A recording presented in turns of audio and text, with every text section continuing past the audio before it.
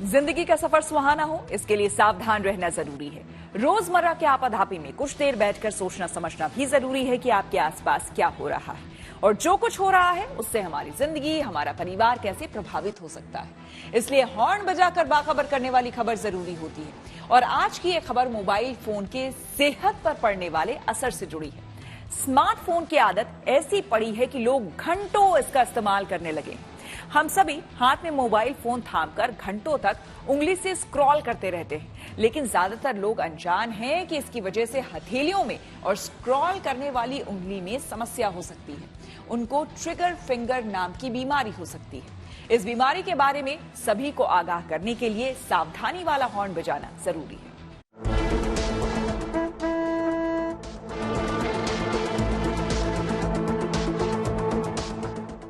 इस दौर में हाथों को आराम कहाँ, स्मार्टफोन इस्तेमाल करना भी बड़ा काम है, जिसमें रात दिन उंगलियां व्यस्त हैं। खाली बैठा हुआ आदमी भी इस काम में लगा है। स्मार्टफोन पर रील्स देखने का सिलसिला शुरू होता है तो घंटों चलता रहता है। कोई सोशल मीडिया पर पोस्ट देखता रहता है। इस बात का ख्याल नहीं रहता कि कितनी देर से फोन को एक हाथ में पकड़ रखा है, और वो भी एक पोजीशन में। इस बात की भी चिंता नहीं होती कि लगातार स्क्रॉल करने वाली उंगलियों पर क्या गुजर रही है। हाँ, जब इंतहा हो जाती है तो हथेली और उंगली दोनों जवाब देने लगते हैं। तब दर्द और जलन का एहसास होता है। गौर कीजिए, कहीं ऐसा आपके साथ भी तो नहीं हो रहा। गौर कीजिए, कहीं आपको ट्रिगर फिंगर की समस्या तो नहीं। हाथ और उंगलियों में ये बीमारी तेजी से लोगों को चपेट में ले रही है। इसलिए जरूरी है कि इसे लेकर सावधानी वाला हॉर्न बजाया जाए।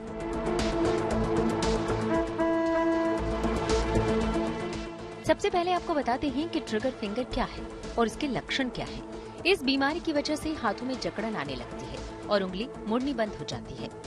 हथेली में दर्द रहता है, हाथ की त्वचा लाल होने लगती है, साथ ही जलन होती है। डॉक्टर्स मानते हैं कि इस बीमारी के ज्यादातर मरीज ऐसे लोग हैं जो घंटों मोबाइल फोन इस्तेमाल करते हैं। यानी देर तक मोबाइल फोन हाथ में पकड़ने की वजह से हथेली में दर्द शुरू होता है। इसके साथ ही स्क्रॉल करने वाली उंगलियों को मोड़ने में परेशानी होने लगती है। पेशेंट को यहाँ दर्द होगा। ये जो एक क्रीज आ रही है, हाथ की जो एक लकीर आ रही है, इसकी लाइन में उंगलियों पे, जिस भी उंगली में दिक्कत है, यहाँ पे दर्द होगा। और उंगली को, मुड़े को जब वो सीधा करने की कोशिश करते हैं तो वो यहाँ पे लॉक हो जाती है। थोड़ी और जोर लगाएंगे तो वो कट से निकलेगी और यहाँ पे पेन होगा। इसके लिए आपको रेस्ट करना है। यहाँ पे आप आइस पैक्स लगा सकते हैं, एंटी इन्फ्लामेटरी ले सकते हैं। इम्पोर्टेंट इज कि आपको जब भी एक्टिविटी से ये हुआ है, आपको रेस्ट करना है। मोबाइल हमारी जिंदगी में इस तरह शामिल हो चुका है कि इससे दूर नहीं रहा जा सकता। हाँ, लेकिन हम तय कर सकते हैं कि फोन का कितनी देर इस्तेमाल करना है। लेकिन मुश्किल ये है कि ज्यादातर लोग घंटों स्क्रीन देखने के असर से अनजान हैं। इसलिए ट्रिगर फिंगर के मरीजों की संख्या बढ़ रही है। सवाल है कि इस बीमारी का इलाज कैसे किया जाए। अगर ये आपकी उंगली फंस रही है तो इसका मतलब ये एडवांस आ गया है, आपको डॉक्टर से मिलना चाहिए। अगर पेन रेस्ट के बाद भी नहीं ठीक हो रहा है तो आपको डॉक्टर की सलाह लेनी चाहिए। आपको अपनी एक्टिविटी कम कर देनी चाहिए उस लेवल तक जहां पे ये आपको दिक्कत करना बंद कर दे। शुरू में आप रेस्ट कर सकते हैं। रेस्ट का मतलब है वो वाली एक्टिविटी कम कर लें। आप थोड़ा आइस पैक लगा लें। आप कुछ अगर मेडिकली सेफ है तो आप डॉक्टर की सलाह पे पैरासीटामोल या कोई एंटी इन्फ्लामेटरी ले सकते हैं। बट अगेन मैं जोर दे रहा हूं कि ये चीजें, दवाइयां डॉक्टर की सलाह के बगैर ना शुरू करें। भारत जैसे देश में जहां लोग औसतन 5 से 6 घंटे स्क्रीन देखते हैं, ट्रिगर फिंगर एक बड़ा संकट हो सकता है। अगर आपके परिवार में किसी को ऐसी समस्या है तो इसे नजरअंदाज नहीं करें, क्योंकि जैसे जैसे ये मर्ज पुराना होता जाएगा, ऑपरेशन या सर्जरी की जरूरत पड़ सकती है।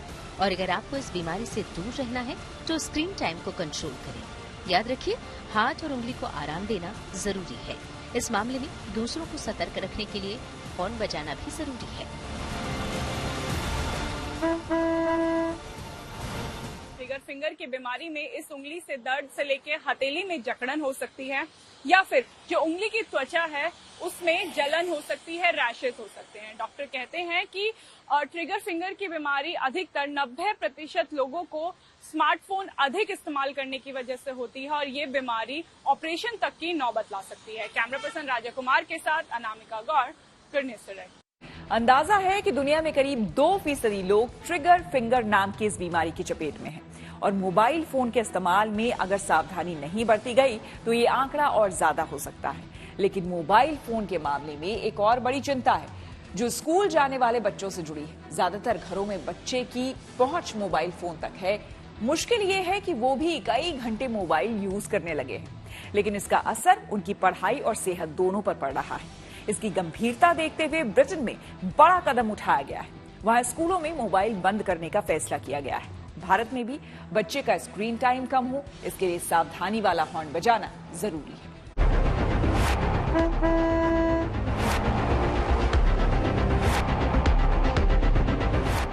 पढ़ाई लिखाई, खेल कूद, मौज मस्ती, बचपन की कुल जमा पूंजी यही तो होती है। लेकिन बच्चों के संसार में मोबाइल की एंट्री क्या हुई, तस्वीर बदलने लगी है।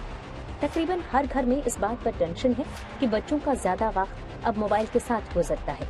वो दोस्तों के साथ खेलने नहीं जाते बल्कि मोबाइल पर गेम खेलना उनको ज्यादा पसंद है। मम्मी पापा की मुश्किल ये है कि छोटे बच्चे बगैर मोबाइल के खाना नहीं खाते और बड़े बच्चों को मोबाइल फोन से दूर नहीं रखा जा सकता।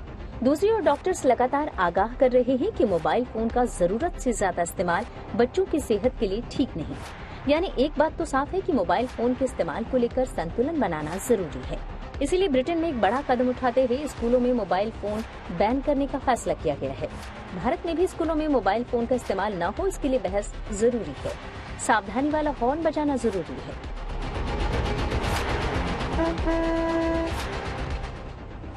सबसे पहले आपको बताते हैं कि ब्रिटेन में मोबाइल फोन के मामले में क्या कदम उठाया गया है। इसके मुताबिक छात्र क्लास में मोबाइल फोन का इस्तेमाल नहीं करेंगे। यहाँ तक कि ब्रेक में भी फोन के इस्तेमाल पर मनाही होगी। सरकार इसके लिए जल्दी ही निर्देश जारी करने जा रही है। ब्रिटेन के कई स्कूलों में पहले से ही मोबाइल बैन है, लेकिन अब सरकार ने सभी स्कूलों में ये नियम लागू करने का मन बनाया है। इससे पहले फ्रांस, पुर्तगाल और इटली जैसे यूरोपीय देशों ने अपने यहाँ स्कूलों में मोबाइल को बैन किया हुआ है। जिस समस्या को लेकर दुनिया भर में चिंता है, उस पर सरकारें सख्त रुख दिखाने लगी हैं। भारत में भी चिंता बढ़ी है क्योंकि स्कूली बच्चों का स्क्रीन टाइम बहुत ज्यादा है। एक नए सर्वे में सामने आया है कि 46% बच्चे 3 से 6 घंटे मोबाइल फोन का इस्तेमाल करते हैं। 39% बच्चे 1 से 3 घंटे स्क्रीन देखते हुए गुजारते हैं। सोशल मीडिया की वजह से 39% बच्चों में आक्रामकता बढ़ी है, जबकि 27% बच्चे सुस्ती के शिकार हैं और 22% बच्चे सोशल मीडिया की वजह से डिप्रेशन के शिकार हैं। यानी स्कूली बच्चों के मोबाइल फोन इस्तेमाल को लेकर भारत में भी ठोस कदम उठाने की जरूरत है। वैसे कई स्कूलों ने अपने लेवल पर पाबंदियां लगाई हैं, फिर भी पढ़ाई के नाम पर बड़े बच्चों को छूट मिल जाती है। सवाल है कि स्कूली बच्चों के लिए मोबाइल फोन कितना जरूरी है। स्टडी के लिए बुक्स अवेलेबल है, तो स्कूल में फोन अलाउड नहीं होना चाहिए। फोन तो मैम बच्चों को ज्यादा से ज्यादा वो करता है डिस्ट्रैक्ट पढ़ाई में, और ऊपर से बच्चे फोन चलाने लगते हैं। जब भी स्टडी करने बैठते हैं ज्यादातर फोन ही चलाते हैं और ऊपर से गेम भी बहुत ज्यादा खेलते हैं। जब स्कूल में बुक्स अवेलेबल है, मैं तो फोन का क्या यूज है फिर स्कूल में, तो इसलिए बैन होना चाहिए स्कूल में। यूनेस्को ने अपनी रिपोर्ट में बताया है कि जरूरत से ज्यादा मोबाइल फोन के इस्तेमाल का असर बच्चों की पढ़ाई पर पड़ता है, यानी बच्चे पढ़ाई पर फोकस नहीं कर पाते। स्क्रीन टाइम ज्यादा होने से उनके मानसिक विकास पर नकारात्मक असर भी पड़ता है। इसलिए बच्चे मोबाइल का कम से कम इस्तेमाल करें, ये सुनिश्चित करना जरूरी है। जो लोग इसके नकारात्मक असर से अनजान हैं, उनके लिए सावधानी वाला हॉर्न बजाना जरूरी है।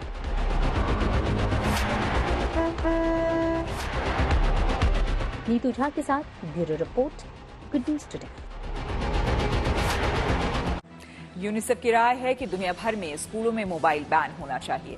यूनिसेफ की रिपोर्ट को देखते हुए यूरोप के कई देशों ने ये कदम उठाया भी है। हालांकि एक मसला बच्चों की ऑनलाइन पढ़ाई से भी जुड़ा है। हमने शिक्षाविद रुचिका मदान से समझा कि स्कूलों में मोबाइल बैन का फैसला कितना सही है। मोबाइल फोन हमारे शिक्षा के क्षेत्र में बहुत महत्वपूर्ण योगदान निभाते आए हैं, पर यही मोबाइल फोन अगर बच्चे बहुत ज्यादा इस्तेमाल करते हैं तो उनके मानसिक एवं शारीरिक स्वास्थ्य पर बहुत दिक्कतें आती हैं और बहुत ही उनके लिए ये हानिकारक हो जाता है।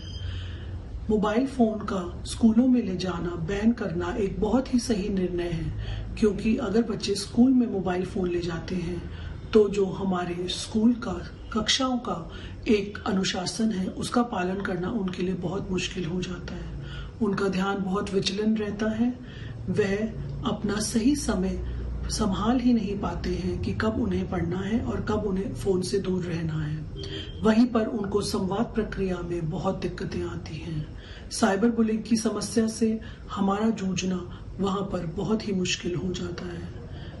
इसलिए इन फोनों का स्कूल में ना ले जाना ही एक सही निर्णय है। मोबाइल फोन को लेकर मसला सिर्फ पढ़ाई का ही नहीं है। एक बड़ा खतरा ये है कि इंटरनेट की दुनिया में बच्चे रास्ता भटक सकते हैं। वो आपराधिक प्रवृत्ति के लोगों के चक्कर में आ सकते हैं। गलत कंटेंट का असर उनकी सोच पर पड़ सकता है। सुनिए क्या कहना है साइबर एक्सपर्ट मोहित यादव का। बच्चे कहीं ना कहीं बहुत ही सॉफ्ट टारगेट होते हैं साइबर क्रिमिनल्स के, बिकॉज उनको कन्विंस करना, उनको चाहे वो गेम्स को लेकर, चाहे वो गेम में कोई उनको ड्रेस देना है या फिर कोई चैलेंज पास करवाना है या फिर ऑनलाइन उनसे कोई एप्लीकेशन डाउनलोड करवाना है, तो बिकॉज बच्चों को ज्यादा नॉलेज नहीं होता साइबर क्राइम और साइबर फ्रॉड्स के बारे में, प्राइवेसी के बारे में, इसलिए वो बहुत सॉफ्ट टारगेट बन जाते हैं साइबर क्रिमिनल्स के लिए। इसलिए साइबर की फील्ड के अंदर बच्चों को जब हम मोबाइल दे रहे हैं तो उनको नॉलेज भी होनी चाहिए और हमें एज अ पेरेंट उनके मोबाइल को कंट्रोल भी करना चाहिए। कंट्रोल मींस लाइक हमें पता होना चाहिए हमारा बच्चा किस तरह की एप्लीकेशंस को एक्सेस कर रहा है, किस तरह के लोगों से बात कर रहा है जब वो किसी गेम में इंडल्ज है।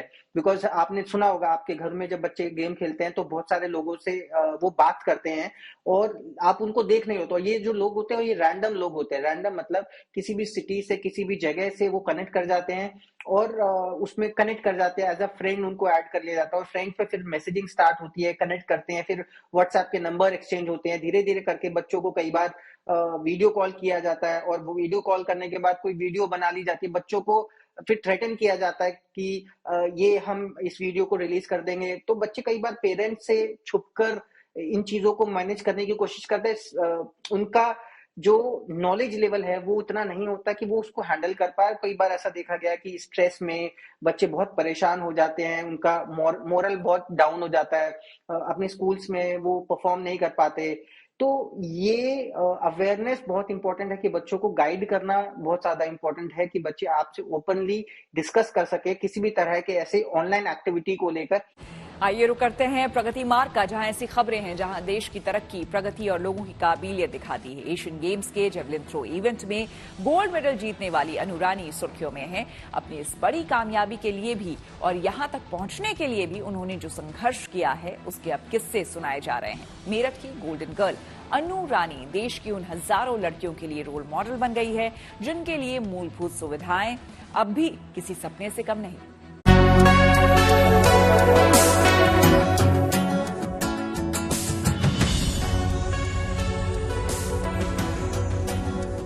थाली में लड्डू, खाट पर बैठे कुछ बुजुर्ग,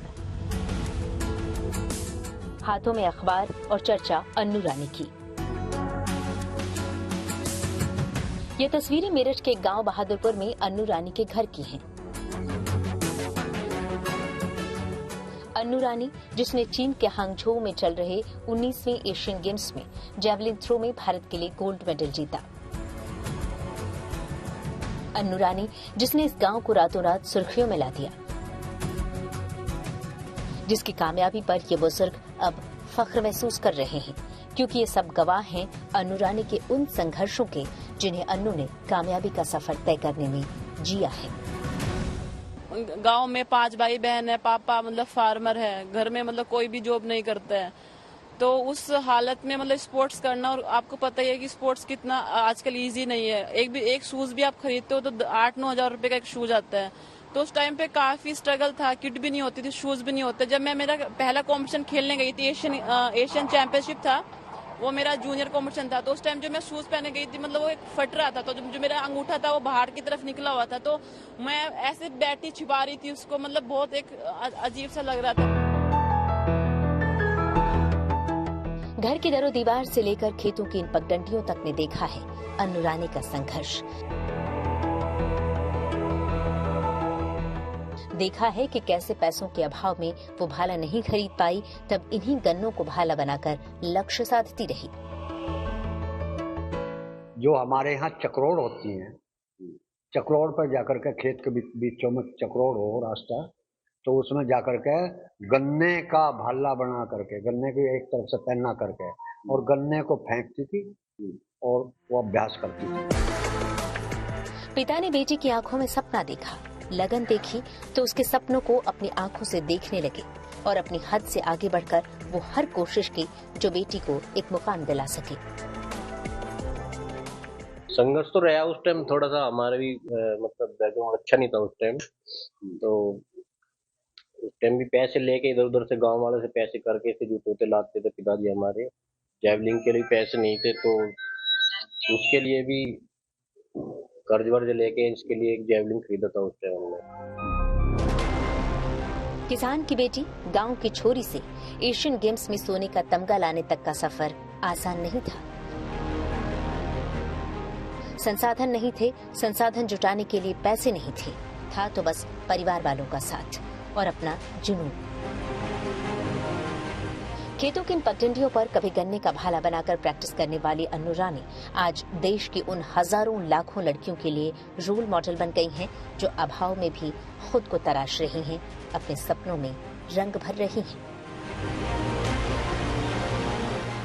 Usman Chaudhary, Meerut, good news today. ठंड अब दस्तक देने ही वाली है। ऐसे में दिल्ली वासियों को दोहरी मार का डर सताने लगा है, क्योंकि पिछले कुछ सालों में इस सर्दी के मौसम में राजधानी में हवा की गुणवत्ता इतनी प्रभावित हो जाती है कि सांस लेना भी दूभर हो जाता है। ऐसे में इस बार दिल्ली सरकार ने प्रदूषण पर नियंत्रण की पूरी तैयारी का दावा किया है। इसके लिए सरकार ने 15 सूत्रीय एक्शन प्लान बनाया है। इसी को जमीन तक उतारने में सरकार का ग्रीन वॉर रूम बड़ी भूमिका निभाएगा।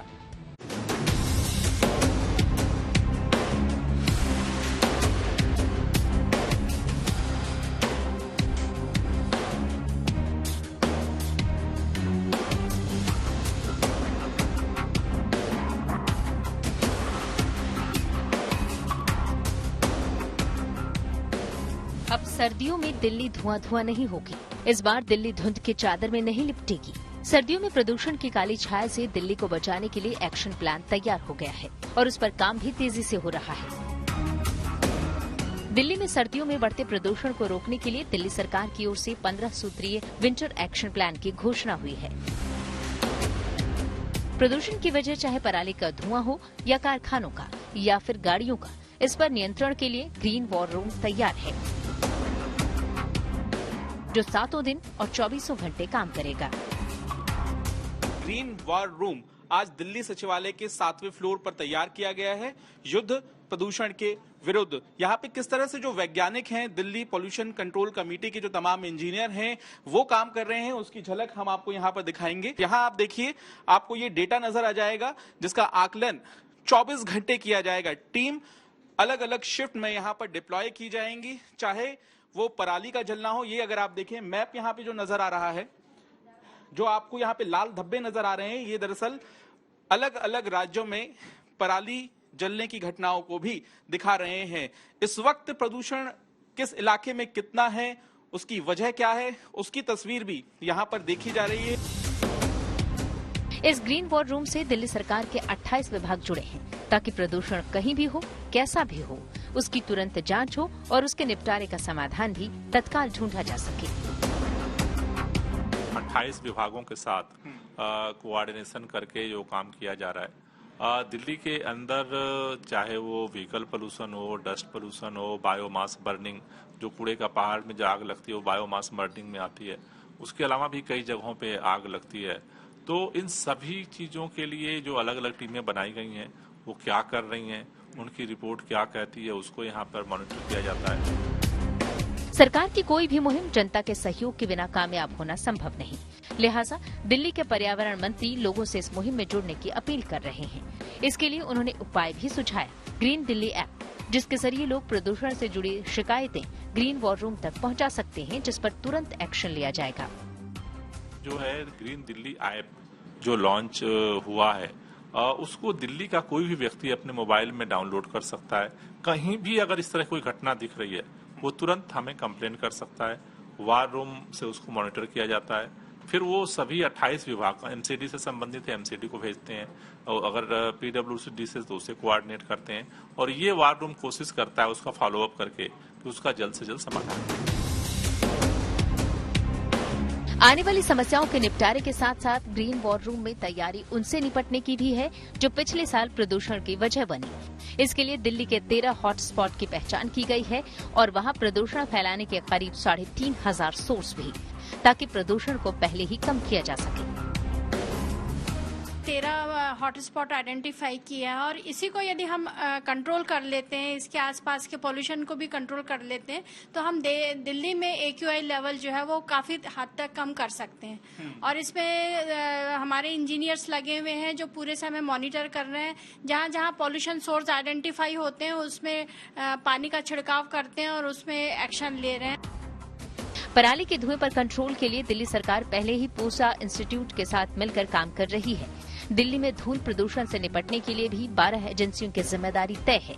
मतलब प्रदूषण दिल्ली के किसी भी कोने से हो, कैसे भी हो, उस पर प्रहार की पूरी तैयारी है।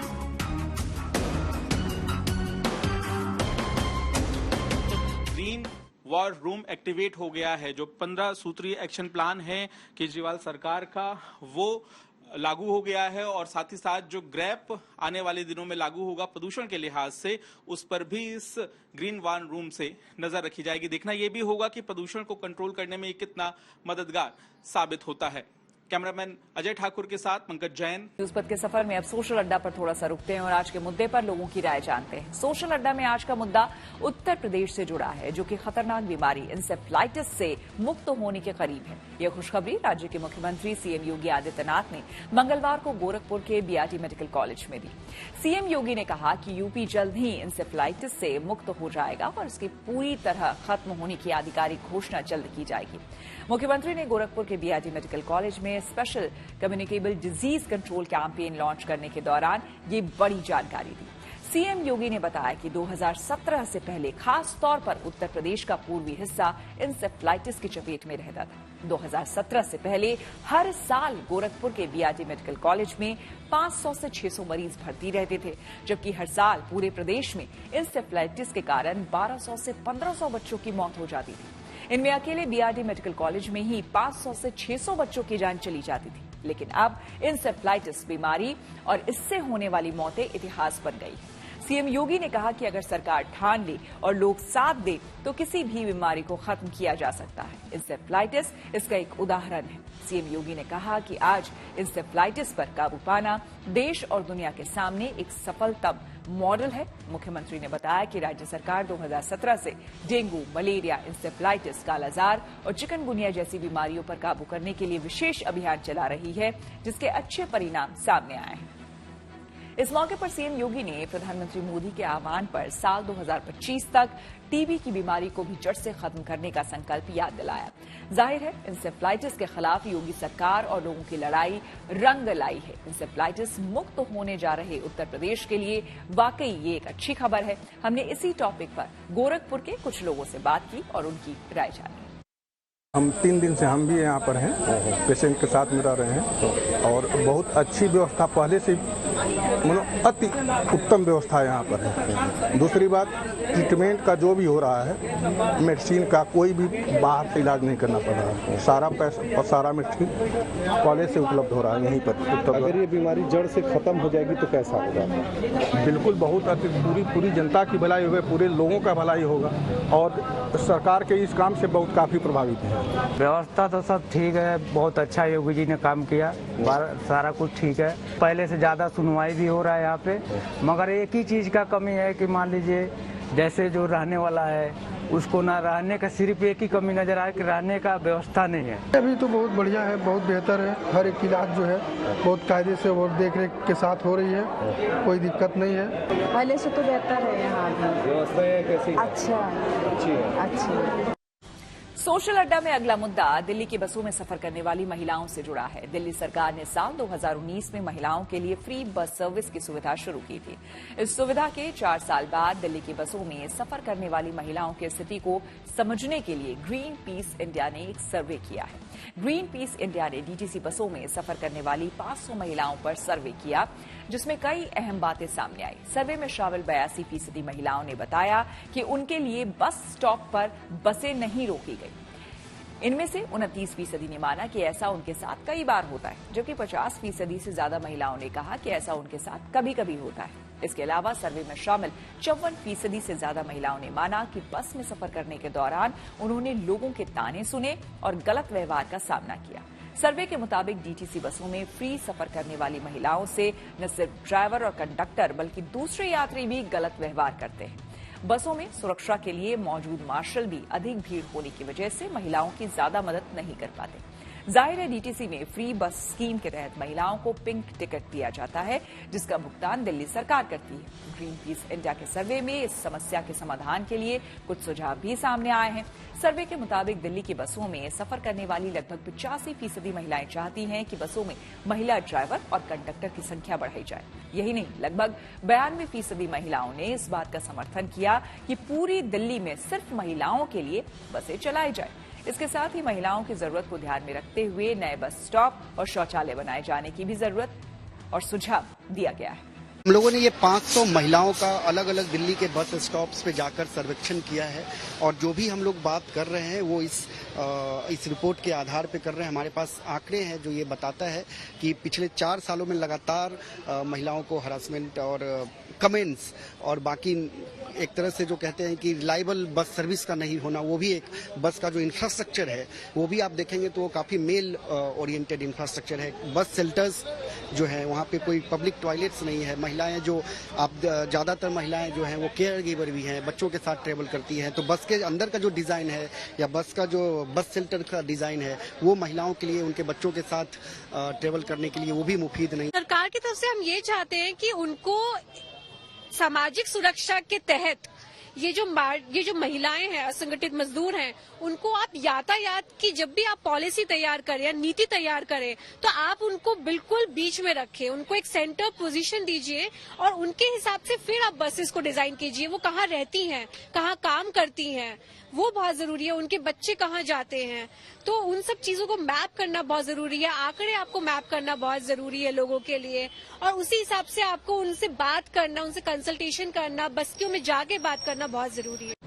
दिल्ली में महिलाएं सरकारी योजना के तहत मुफ्त में सफर तो करती हैं, लेकिन उन्हें उसके लिए कई मुश्किलों का भी सामना करना पड़ता है। ये जानने के लिए हमने दिल्ली की बसों में सफर करने वाली कुछ महिला यात्रियों से बात की और उनकी राय जानी। जैसे हमें मार्केट जाना होता है, साकेत से मदनगिर बस ट्रैवल करना पड़ता है, तो रोज जब भी सीट भी नहीं मिलती है, खड़े खड़े जाना पड़ता है। सामान भी जैसे मार्केट से लेके आते हैं फिर भी कोई सीट नहीं देते हैं, कहते हैं आप अभी आइए तो आप खड़े रहो।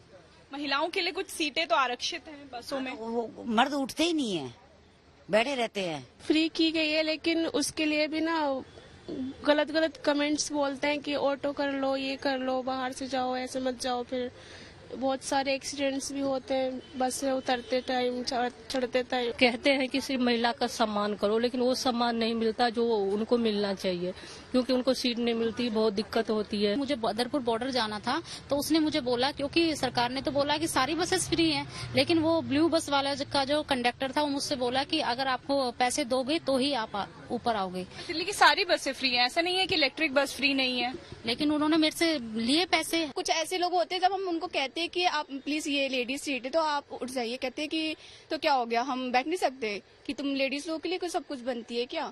वो सीधा आर्गुमेंट करने लग जाते हैं, फिर हम तो कुछ कहते भी नहीं है, फिर और बात ही बढ़ जाती, लड़ाई हो जाती, फिर हम अकेले भी होते। तो जो वहाँ पे मार्शल होते हैं हम उनको भी कहते हैं कि आप जरा उनको बताइए कि ये लेडीज सीट है तो आप इनको उठाइए।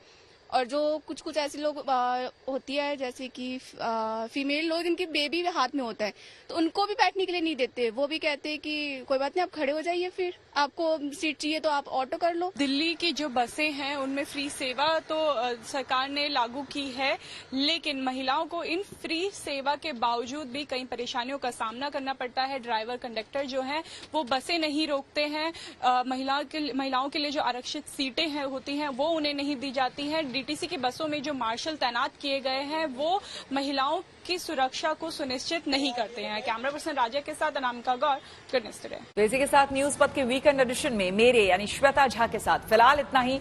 देश दुनिया की तमाम पॉजिटिव खबरों के लिए आप देखते रहिए गुड न्यूज टुडे।